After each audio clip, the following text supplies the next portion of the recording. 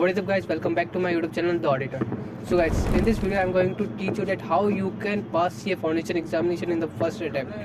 So let me give you a quick background of myself. So I have passed my CA foundation examination in the first attempt. I have passed my CA intermediate examination with 499 marks and along with 4 exemptions in the first attempt itself, and I am currently working as an article assistant in one of the big 10 firms. So how should you prepare for the CA foundation examination? Let me give you my background at what I have did in my 11th and 12th class. Like I was a science student and Wait a minute! Who are you? I've written my first journal entry like this. As you can see that, like cash account debit to bank. Like मैंने एक ही line में लिख दिया था कि ऐसे general entry लिखते हैं। और मेरी पहली अकाउंट्स की क्लास थी फाइनल अकाउंट की, और उसमें जाके सर ने मेरे को पूछा कि फाइनल अकाउंट से कोई एडजस्टमेंट पूछा था सिंपल सा कि आउटस्टैंडिंग एक्सपेंसेस वगैरह क्या होता है। ये अपन को आया नहीं, अपन सिर्फ ये बोलते कि I was from science background और class like they are laughing and so where was I like in the first account class. Final accounts की क्लास थी और सर ने मेरे को आउटस्टैंडिंग एक्सपेंसेस का कुछ पूछा था एडजस्टमेंट की। आउटस्टैंडिंग एक्सपेंसेस तेरे P&L में या बैलेंस शीट में किस साइड आएगी, तो मुझे पता नहीं था क्योंकि लाइक मेरी पहली अकाउंट्स की क्लास थी और पहली कॉमर्स की क्लास थी। ठीक है, तो मैंने सिर्फ ये बोला सर मैंने अकाउंट्स पढ़ी नहीं, साइंस से था। और सब यू देख रहे भाई तेरे को अकाउंट्स आती नहीं, कॉमर्स का सी नहीं आता, तो CA फाउंडेशन कैसे देगा।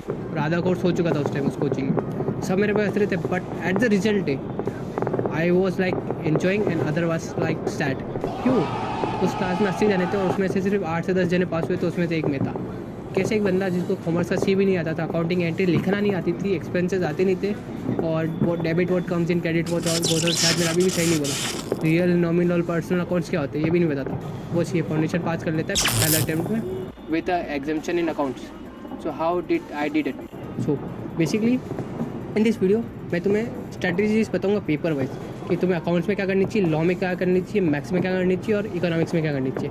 हमारे टाइम पे उसमें बिजनेस और इंग्लिश आती थी, तो मतलब बिजनेस और इकोनॉमिक्स आती थी, पर अब सिर्फ इकोनॉमिक लॉ आता है, उसमें इकोनॉमिक्स आती है। ठीक है, तो सबसे पहले स्टार्ट करते हैं अकाउंट से। तो जो सिंपल स्ट्रैटेजी मैंने अपनाई थी अकाउंट्स के लिए और जो तुम भी अपना सकते हो, काफ़ी अच्छे और मतलब आउटकम्स देंगे, 90% होता है।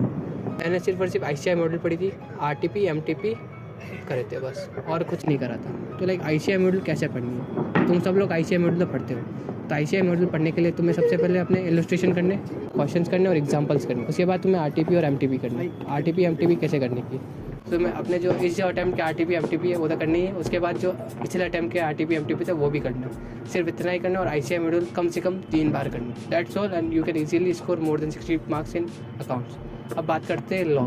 तो हमारे टाइम लॉ में क्या था कि आपके 40 मार्क्स की इंग्लिश आएगी और 60 मार्क्स की लॉ आएगी।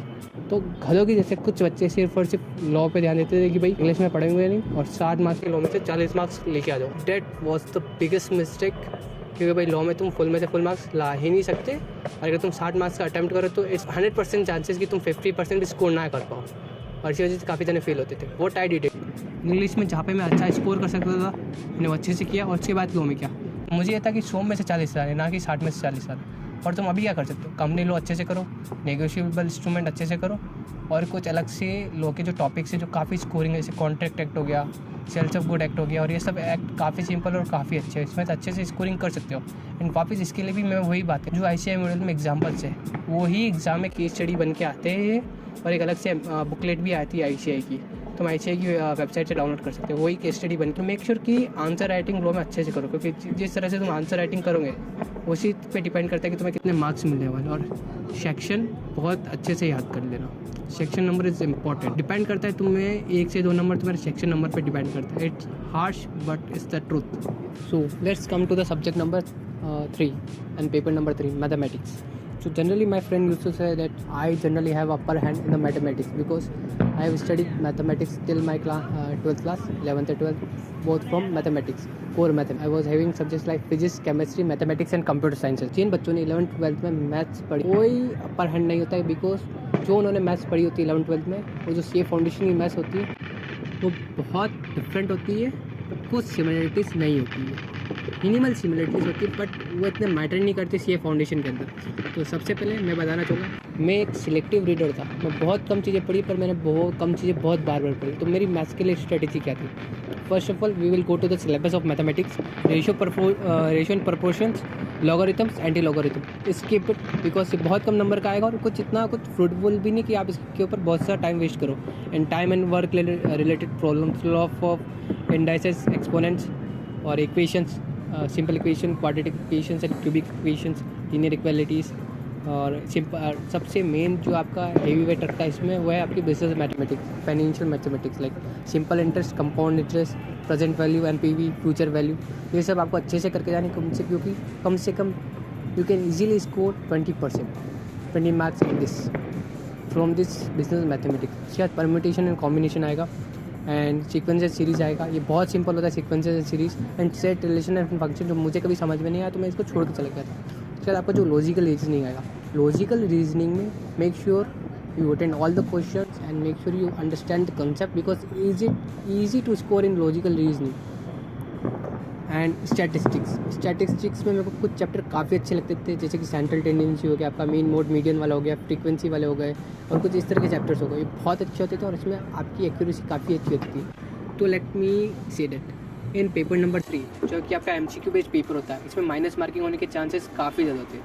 तो जिस चीज़ में मैंने सबसे ज़्यादा ध्यान दिया वो था accuracy rather than quantity. Like I have seen my friends who are just going and doing the like attempting 40 questions and 45 question and I know that it is impossible that you have 100% accuracy. Like आपने 40 question किए और आपके 40 number आ जाए, it's impossible. अगर एक question भी गलत हो गया ना तो भाई आपकी तो लंका लग रही है, आप फेल हो, 6 महीने गए आपके। एटलीस्ट अटेम्प्ट 55 क्वेश्चन, तब जाके आपके 40 नंबर के आसपास आ सकते हैं। और मैं जैसे कि जो कि मैंने फोकस किया था, मैंने बहुत सिलेक्टेड चीज़ें पढ़ी थी और कुछ चीज़ें मैंने सीधा छोड़ दी थी। लाइक उन पर टाइम वेस्ट ही नहीं किया था, क्वेश्चन आते छोड़ दिया था और मैंने पढ़ी भी नहीं थी वो चीज़ें, ठीक है।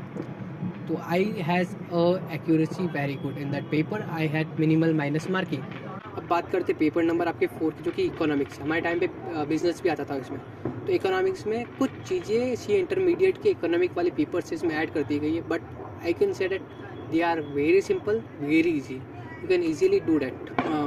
बिजनेस इकोनॉमिक्स जो कि आपने 11th-12th में पढ़ी है, theory of demand and supply भी है, theory of cost and productions भी है, कुछ जो नई चीज़ें ऐड हुई है जो नेशनल इनकम है, ये भी शायद आपके 11th और 12th क्लास में थी।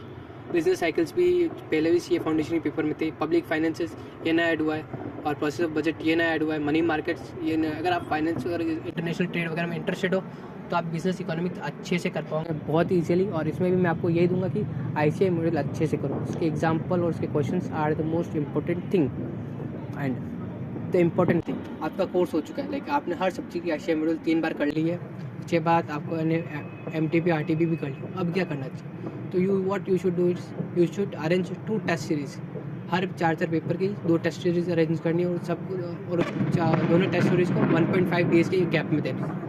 तो आपको पता पड़ जाएगा कि 1.5 डेज़ में आप कैसे रिवाइज कर पाओ, कैसे उस सब्जेक्ट के लिए तैयारी कर पाओ, जिससे आप एग्ज़ाम में जाके आपका कॉन्फिडेंस एक नेक्स्ट लेवल पे रहेगा। आप इजीली उस सब्जेक्ट को 1.5 डेज़ में कर पाओगे। That's all for the video guys. If you find it useful then make sure to hit the subscribe button to the auditor.